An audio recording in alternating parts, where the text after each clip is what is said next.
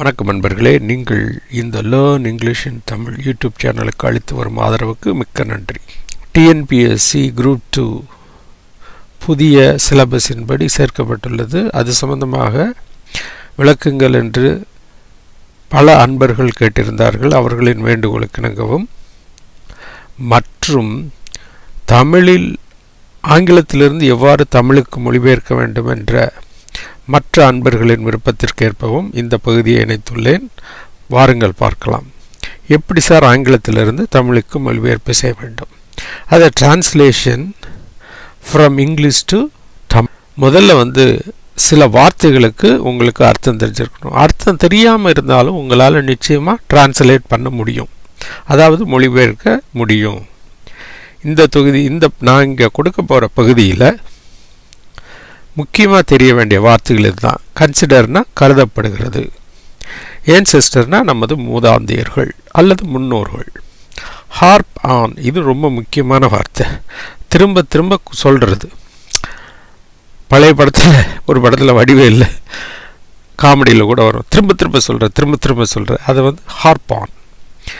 எத்திக்ஸ்னா அறநெறி, எமோஷன்னா உணர்வு, சென்டிமெண்டல்னா உணர்ச்சி, ஈத்தோஸ்னா நடைமுறைகள், டீல் வித்னா விளக்குதல், அகடமிக்ஸ் அல்லது ஸ்காலர்ஸ்ன்னு சொல்லுவாங்க, கல்வியாளர்கள் அல்லது புலவர்கள், நர்ச்சர்னா பேணுதல். பாருங்க, இது ஆங்கிலத்தில் கொடுக்கப்பட்டுள்ள ஒரு பகுதி. சங்கம் period is considered a very important period in the history of South India. It witnesses our ancestors' civilization. Education was given the utmost importance by every family. All the Sangam literature harp on the education and ethical values covering Agam and Puram. While Agam dealt with the personal and human side with more emotional and sentimental ethos, Puram dealt with the society and other aspects of human experience. Sangam academics were brought up by the Pandya kings who ruled Madurai. The Sangam period denotes the important period during which the Sangam academics gained importance and developed into a historic pride and fame. In the ancient Tamil Nadu, it is believed that 3 Sangams were actively involved in the development of Tamil language, literature and culture under the patronage of the Pandya Kings.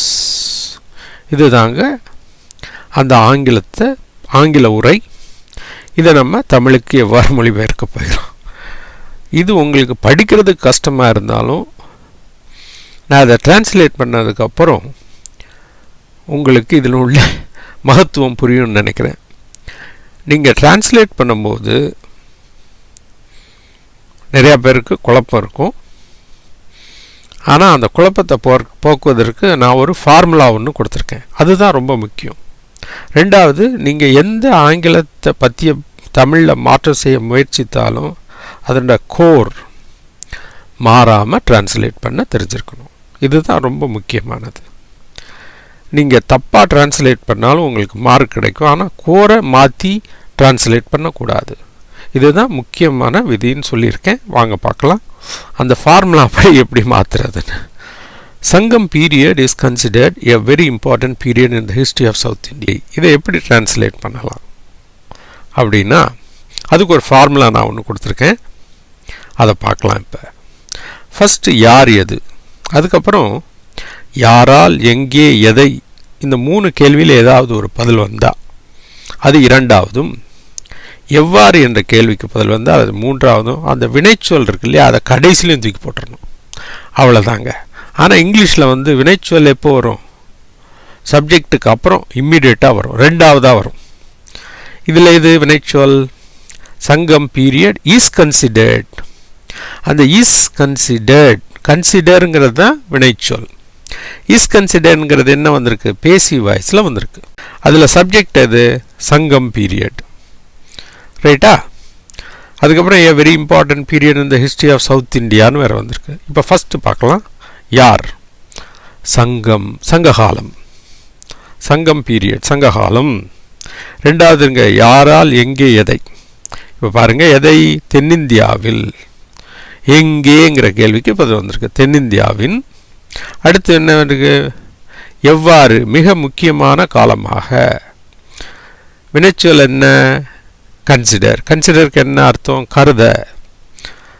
கருதப்படுகிறது. ஏன்னா பேசி வாய்ஸில் இருக்கு. கருதுகிறதுன்னு போடக்கூடாது, கருதப்படுகிறது. இப்போ புரியுதா? யாரு, எது என்ற கேள்விக்கு பதில் வருகிறது சங்க காலம். எங்கே? தென்னிந்தியாவில். எவ்வாறு? எவ்வாறு கருதப்படுகிறது? மிக முக்கிய காலமாக கருதப்படுகிறது. புரியுதா? ஓகே, இன்னொன்னையும் பார்க்கலாம். It witnesses our ancestor civilization. எது?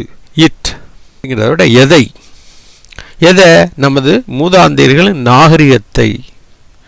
அது என்ன செய்யுது? பறைசாற்றுகிறது. விட்னஸ்னா பறைசாற்றுகிறது. இப்போ பாருங்க, இப்போ திருப்பி விளக்குறேன் பாருங்க. எது? அது. அதுனா இது சங்க காலம். எதை பறைசாற்றுகிறது? நமது மூதாந்தையரின் நாகரிகத்தை பறைசாற்றுகிறது. Education was given. இதுவும் பேசி வாய்ஸில் தான் இருக்கு. Was given is a verb. The utmost importance by every family. இப்போ இது எது? எஜுகேஷன், கல்வி. ரைட்டா? ரெண்டாவது என்ன வந்திருக்கு? யாரால்? ஒவ்வொரு குடும்பத்தாராலும். அடுத்து எவ்வாறு? மிக முக்கியமானதாக கருதப்படுகிறது. மிக முக்கியமானதாக கருதப்பட்டது. கல்வி ஒவ்வொரு குடும்பத்தாராலும் மிக முக்கியமானதாக கருதப்பட்டது. பேசி வாய்ஸில் வருது. வெர்பு கடைசியில் போயிடுச்சு இல்லையா? ஓகே, அடுத்ததை பார்க்கலாம். ஆல் த சங்கம் literature harp on the education and ethical values covering அகம் and புறம். எது? ஆல் த சங்கம் லிட்ரேச்சர், அனைத்து சங்ககால இலக்கியங்களும். அந்த ஹார்பான்ங்கிறது இதுதான் என்னது? வெர்ப். அது என்ன பண்ணும்? கடைசியில் போயிடும். ரைட்டா? எதை? அகம் மற்றும் புறம் சார்ந்த கல்வி மற்றும் அறநெறியின் மதிப்பை ஹார்பான் திரும்ப திரும்ப கூறுகிறது.